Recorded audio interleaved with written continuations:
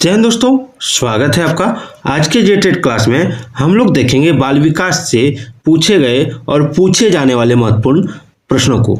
तो आज के क्लास में मैं आपको 25 सवाल कराने जा रहा हूं, जिसमें टॉपिक है भाषा एवं विचार। भाषा एवं विचार। तो चलिए स्टार्ट करते हैं। पहला प्रश्न है कि एक भाषा में सबसे छोटी इकाई का अर्थ क्या है। एक भाषा में सबसे छोटी इकाई का अर्थ क्या है।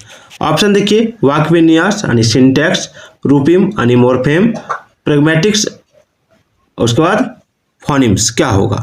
तो देखिए, भाषा में सबसे छोटी इकाई जो होता है वो होता है जैसे क, ख, ठीक है, ग, जिसको हम लोग ध्वनि चिन्ह बोलते हैं। क्या बोलते हैं?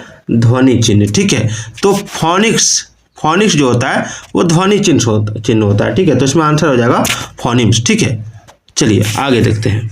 आगे, भाषा कौशल में सबसे कठिन क्या है। भाषा कौशल में सबसे कठिन क्या है। ऑप्शन है सुनना, बोलना, पढ़ना या लिखना। तो देखिए, भाषा कौशल में सबसे कठिन होता है लिखना। ठीक है, भाषा की शुरुआत सबसे पहले होती है सुनते हैं, तब बोलते हैं, तब पढ़ते हैं, तब लिखते हैं। यानी इसको कहा जाता है सुबोपली। क्या कहा जाता है? सुबोपली। ठीक है, याद रखिएगा। चलिए आगे क्या है, आगे देखिए। आगे है, सामान्य लोग भाषा को केवल डैश के माध्यम के रूप में पहचानते हैं। एक मिनट, एक बार और सवाल को देख लीजिए कि सामान्य लोग भाषा को केवल डैश के माध्यम के रूप में पहचानते हैं। तो ऑप्शन है संप्रेषण, व्याकरण अध्ययन, विद्यालय में अध्ययन या एक शब्दकोश प्रयोग करना। क्या होगा आंसर इसका? तो देखिए, इसका आंसर होगा संप्रेषण के माध्यम के रूप में। संप्रेषण के माध्यम के रूप में। ठीक है, संप्रेषण का मतलब होता है संचार, यानी एक दूसरे से जो हम लोग बातचीत करते हैं वही है भाषा का प्रयोग। ठीक है, अगला सवाल है, हमारे संविधान की 8वीं अनुसूची डैश भाषाओं को भारत की मुख्य भाषाओं के रूप में नामित करता है। ऑप्शन है 14, 16, 30 या 22। तो देखिए 22 भाषाएं। कितनी भाषाएं? 22 भाषाएं। ठीक है, अगला, जब विषय वस्तु का वाक्य बंधाकरण के आधार पर वर्गीकृत किया जाता है तो वह क्या कहलाता है। जब विषय वस्तु का वाक्य बंधाकरण के आधार पर वर्गीकृत किया जाता है तो वह कहलाता है व्याकरणिक वर्गीकरण। व्याकरणिक वर्गीकरण। ठीक है, आगे देखिए। आगे, बच्चे का पहला शब्द सबसे अधिक निम्न में से किससे संबंधित होता है।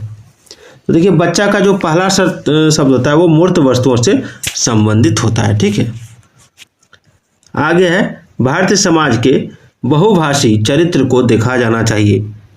भारतीय समाज के बहुभाषी चरित्र को किस तरह देखा जाना चाहिए।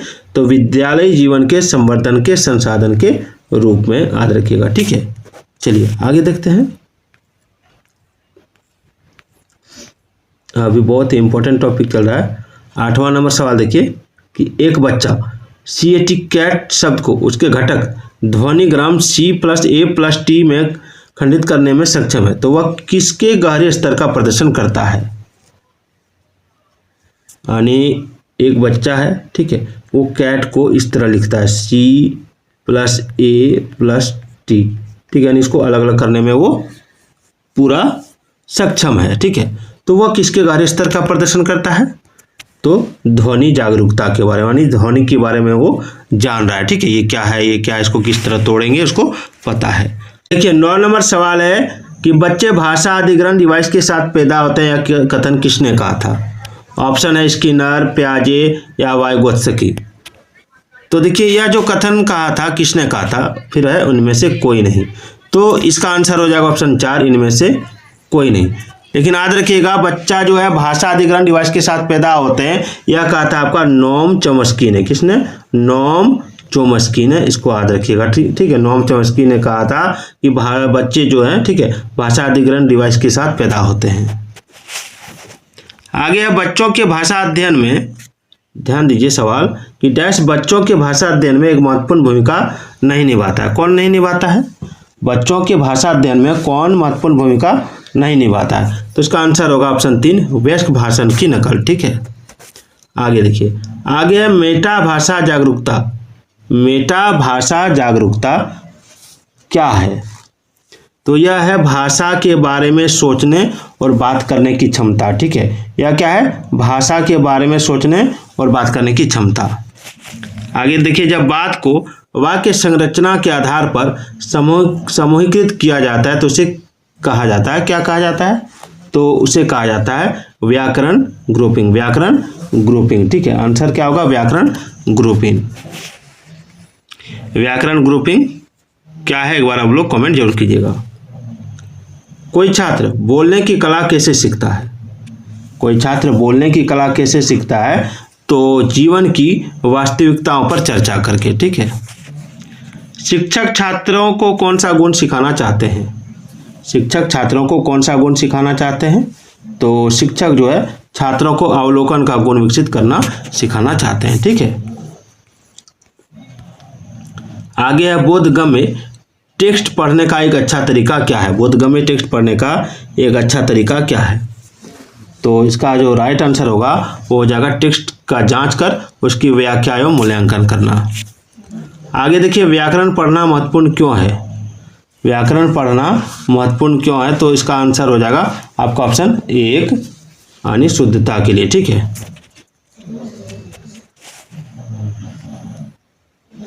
चलिए, चित्र किस चीज को समझाने में सहायक होता है? तो चित्र जो है ये आपका कलाकार के कौशल को समझाने में सहायक होता है, ठीक है। कलाकार के कौशल को समझाने में सहायक होता है। चलिए, प्रथम पीढ़ी के शिक्षार्थी सबसे अधिक कठिनाई महसूस करते हैं। कहाँ कठिनाई महसूस करते हैं प्रथम पीढ़ी के शिक्षार्थी? तो प्रथम पीढ़ी के शिक्षार्थी सबसे अधिक कठिनाई महसूस जो करते हैं वो महसूस करते हैं आपका ऑप्शन 4 पहली भाषा सीखने में, ठीक है। पहली भाषा सीखने में, याद रखिएगा ऑप्शन 4 हो जाएगा पहली भाषा सीखने में। चलिए, भाषाओं का समझना और उपयोग करना बच्चों को सक्षम बनाता है। भाषाओं का समझना और उपयोग करना बच्चों को सक्षम किसे बनाता है? तो परिवेश को अपने आसपास से संबंधित करके, ठीक है। चलिए, किस प्रकार का शिक्षण अर्थ जो है संदर्भ पर जोर देता है, ना कि भाषा सीखने में रूपों और पैटर्न पर। तो देखिए, इसका राइट आंसर होगा संप्रेषणीय भाषा शिक्षण, ठीक है। आगे, एक भाषा जो हमारे घर, स्कूल और सामाजिक परिवेश में संप्रेषण के लिए प्राथमिक रूप से परिचित होती है वह भाषा क्या कहलाती है? तो वह भाषा कहलाती है आपका प्रथम भाषा, ठीक है। प्रथम भाषा।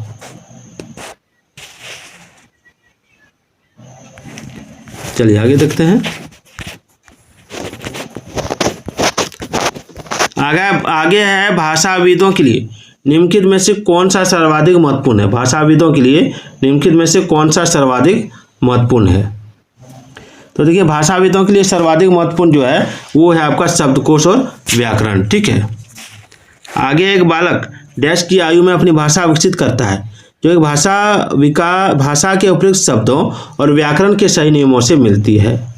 तो उसका राइट आंसर क्या होगा? तो इसका राइट आंसर होगा 4 वर्ष की आयु में। भारत के संविधान के अनुच्छेद डैश के अनुसार देवनागरी लिपि में लिखी गई हिंदी भारत की राजभाषा है। देखिए, 343 अनुच्छेद 343 1 हो जाएगा, ठीक है। यहाँ पर 1 होना चाहिए, 343 1। कोई जानकारी पाने के लिए त्वरित पढ़ने को क्या कहा जाता है? कोई जानकारी पाने के लिए त्वरित पढ़ने को, तुरंत पढ़ने को क्या कहा जाता है? तो उसको स्कैनिंग कहा जाता है। क्या कहा जाता है? स्कैनिंग। तो वीडियो कैसी लगी कमेंट जरूर कीजिएगा।